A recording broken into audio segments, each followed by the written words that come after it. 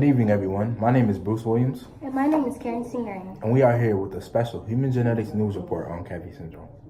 Kemmis syndrome, also known as infantile cortical hypertosis, is a disorder that affects children, and it also affects many bones such as the jawbone, shoulder blades, collarbones, and various bones within the body. The signs and symptoms of Kemmis syndrome are usually apparent. By the time an infant is 5 months old, you can tell that they have Kemmis syndrome. In most cases, skeletal abnormalities can be detected by ultrasound within the last few weeks of pregnancy. The pain and swelling associated with Kemmis syndrome typically go away within a few months. A mutation in the CoA gene causes Kemmis syndrome. The CoA gene provides the instructions for making a large molecule called type 1 collagen. Collagens are a family of proteins that strengthen and support many tissues in the body.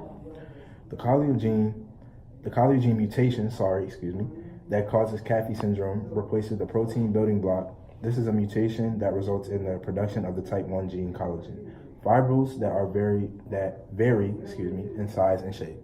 This condition is inherited in an autosomal dominant pattern.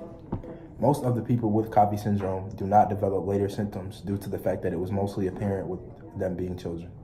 Now we would like to introduce Dr. Cassandra Brown, and she will give you the daily intake on a child with Kemmis syndrome.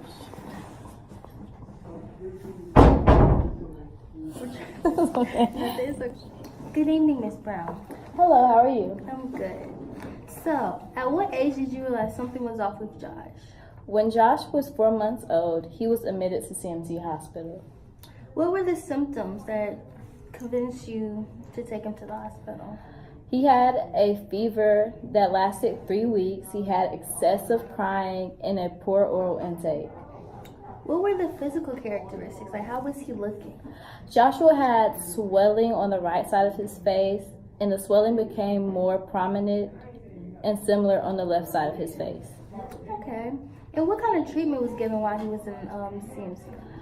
Joshua was commenced on ibuprofen at a dose of 50 milligrams 3 times a day, and the dose was reduced to 2 times daily after 3 weeks and was discontinued at 6 weeks.